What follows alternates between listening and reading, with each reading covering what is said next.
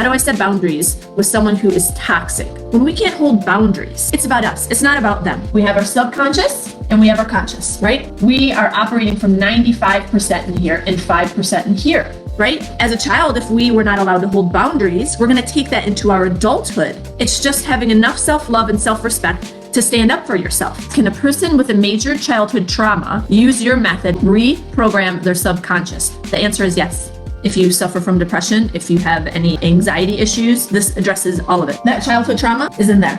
And until it gets addressed, it stays in there. You will no longer be a prisoner or a victim of your past. You will live in the present moment always, and you will be moving towards the better version of you.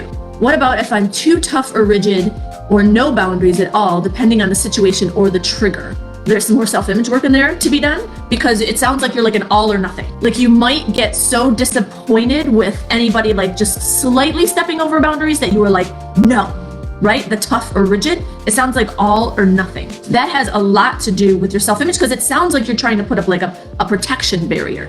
And you don't even want to allow anybody in a little bit for fear that they will take advantage of you too much, that you will allow too much to happen. I put everyone before me, worried about hurting people, about leaving relationships. Can that change? Yes, that was me. You probably have some abandonment wounds, meaning somebody left you, somebody or multiple people left you that were important to you when you were younger. And so you feel the need to do all this people pleasing in hopes that you won't be left again. So yes, you got to do the work, my friends. You got to do it. Next question. I have a hard time setting boundaries with my older siblings that are yelling at me. I freeze and my blood pressure goes up. How to change the boundaries and speak up? Oh boy, girl, you better address that, because it sounds like that's affecting your health. You have to have some self-love in there. Again, it's all in here.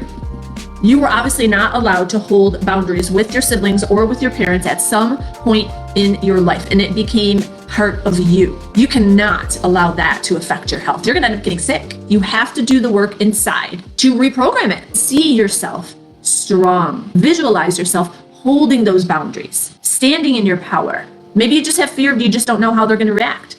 If you do it once, I promise you it'll get easier for you. How long does it take to believe these new thoughts? Ooh, that's a good one. Repetition is the mother here.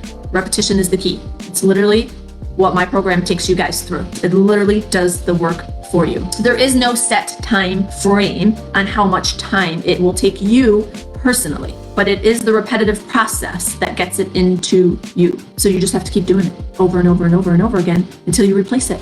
That's the beautiful thing about working with me. It's a no-brainer. You just have to do what I say. But to answer your question, each person is different. Some people, it gets into them quicker than others. It also depends on your level of your belief of what you are saying to yourself, the positive thought versus the negative thought. If any of you guys say, I am confident, you could say that 1,000,000 times. And if you don't truly feel those words deep into your soul, if you truly do not believe it, it will never change.